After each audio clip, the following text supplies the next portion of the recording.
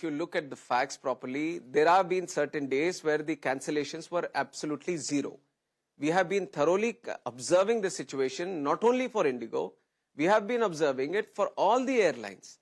All the airlines, due consultation was done before the implementation, and also the idea was let the airlines also be prepared to do this. So the consultation was going on. In the meantime, when the High Court orders were also passed, we respected the High Court orders. We gave the timelines. That was all in consultation with the airlines. This is the first thing that we have to understand, that in implementation of the FDTL, the airlines was also partner. Don't take away the responsibility of the airlines here. They have to be responsible, accountable in this issue. And if there was a difficulty, then it has to be faced by all the airlines. And within IndiGo, you're seeing why I'm trying to mention this point is we have to understand why exactly this has happened. November, you're mentioning certain cancellations. November, there was... Sir, 1,200 plus cancellations.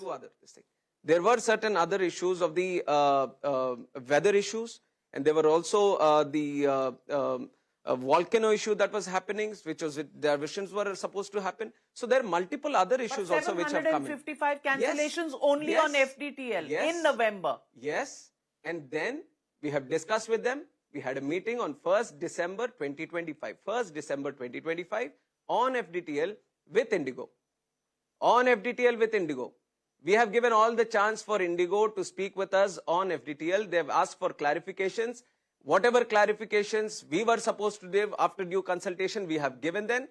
Even after that, it was IndiGo which has messed up its own internal crew management and crew rostering. This is exactly the point that I want to make. So if IndiGo has messed up its internal systems, why are you accommodating them? Every time there is a press release and it says that IndiGo has profusely apologized. They don't even know what their internal issues are. They have said so in a press release. They have not appeared before you. Every time the ministry has accommodated them, every time the ministry has relaxed the norms for them, you have given them time till February. You have cancelled and taken back your FDTL norms till such time that IndiGo is comfortable. I want to ask you, are we running airlines here for the comfort of the people of India or for the comfort of the profiteering of an airline called IndiGo Airlines? Navikaji, let me make it very, very clear once again that the ministry, the government is there for the people and not any company and not any airline or not any other people who are behind this. Let me just rephrase it this way. I'm the Minister of Civil Aviation of the country. There is an incident that has happened. It is the responsibility of me to ensure the normalcy is also there.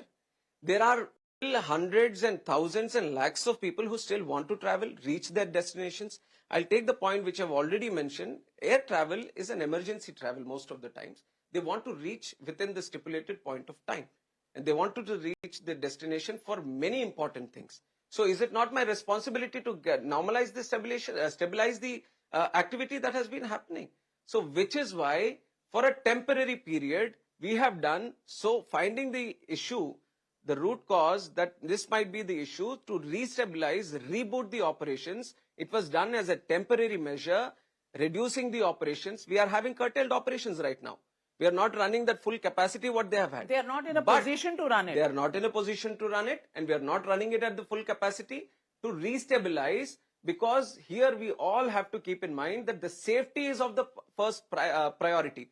We can't mess up. You have rolled back FDTL. Safety has been compromised. This is to reboot the roster. This is not to compromise on the safety. Safety risk assessment has been done, considering the roster that they have, considering the operations with which they are doing.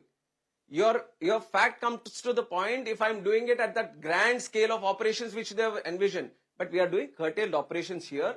The roster needed to be rebooted, and which is why to immediately get back onto the track for aviation, for all the necessary people who still wanted to travel in this time, it was a necessary thing.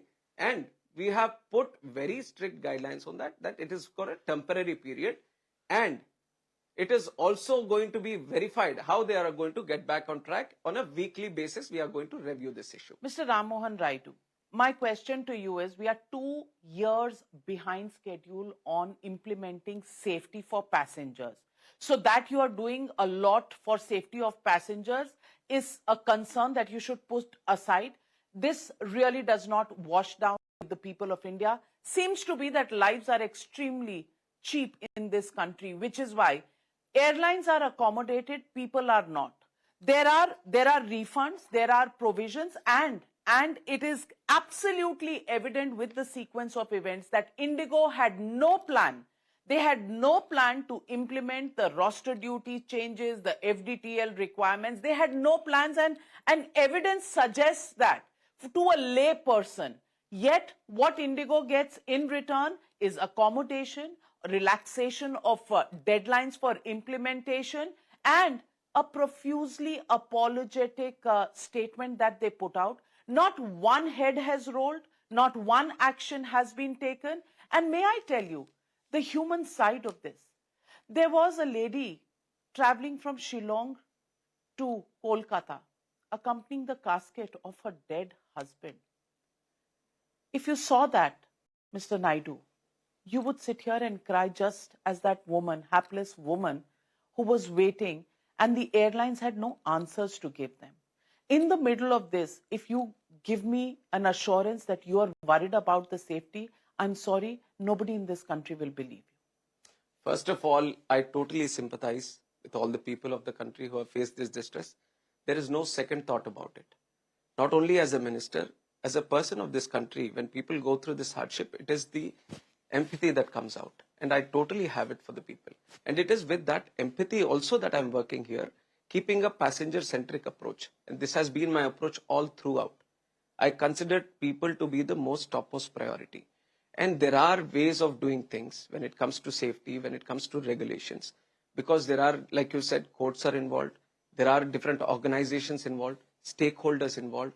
When you have the complete consultation process of the stakeholders, what needs to be done in a month, what needs to be done in 2 months, considering the factual situation, considering the opinions and feedback from all, it might take some time. But you are arriving there, you are trying to do it. And on the other point, of the safety aspect, we have never compromised on anything. Once we have implemented, we have not gone back on anything.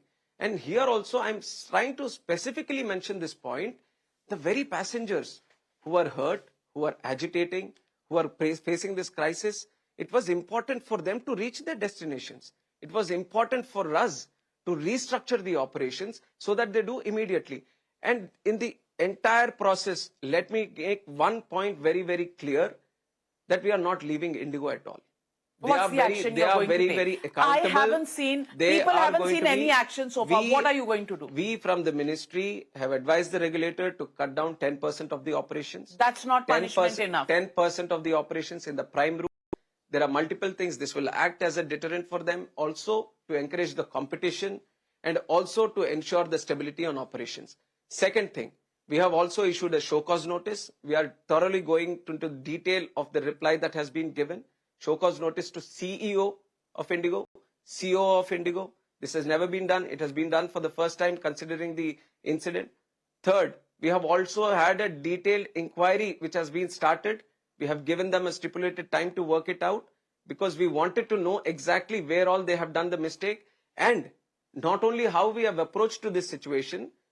Why was it that those 2 days, 3rd, 4th, where it peaked, why was it that 3rd and 4th, they were not even able to manage this situation? Why were the passengers even if cancellations? As we speak, 76 flights, arrivals and departures have been cancelled in Delhi alone today. And we are sitting on the 9th of December. You think it was a 2-day period where there were discomfort? No, Navika sir. It's been going on for 8 days. Let me clarify certain things. 3rd, 4th is the time when the people didn't have any communication about the cancellations. We have cancellations today because IndiGo is not able to run in its full operations. But whatever is being cancelled in due with proper time, they have been communicated. Your flight is being cancelled. You can refund. You can get a refund or rebook. So all this activity is going on. But why specifically I am mentioning 3rd and 4th? An airline which has been properly functioning for 20 odd years and suddenly it comes to the point that it's not able to communicate to its passengers. It's not able to It was tell them. deliberate, It's sir. not able The to tell them charge that against this the thing. airline is that this was deliberate. They had not prepared for the FDTL. And They always knew they I- could arm twist the regulator and the government, and they have managed to do precisely that. And I want to get to the bottom of this. Let me tell through you to IndiGo or whoever it is. It is not just one airline. Any airline who thinks ministry is just sitting like this and just doing this, it is a strict warning to them. This is going to be an example for all of them and the future to come also, that nobody can take us non-seriously. We are going to take very, very strict action on this, and I'm very, very damn serious about this. This is how the government is going to function. Sir? What's the timeline? Very soon. Let us get to the report. Will you sack the CEO? Will you sack the CEO? If it comes to that, definitely I will do it. I will charge them with all the penalties that is there. Criminal action? Definitely I will look into all of those aspects. It is not only about these things that have happened. I still sympathize. Like I'm telling you, I'm hurt, deeply hurt with all of this. For the last 7 days, I have not slept properly. I've just been sitting in the office doing continuous review meetings. My focus was on the passengers. I wanted them to travel to their destinations without any delay. I wanted all the distress they have faced to be done immediately. So whatever I do, one, I want it to be an example that anyone messes with aviation in the future. Anyone who thinks that ministry is just doing things just the way it is going to do, I'm going to set an example for that. Second thing, the people who are in distress, I want to do something for them. So we at the ministry are thoroughly looking up at the incident. We are going to see how can we do something so that the people who went through this distress also kind of get some kind of relief or benefit.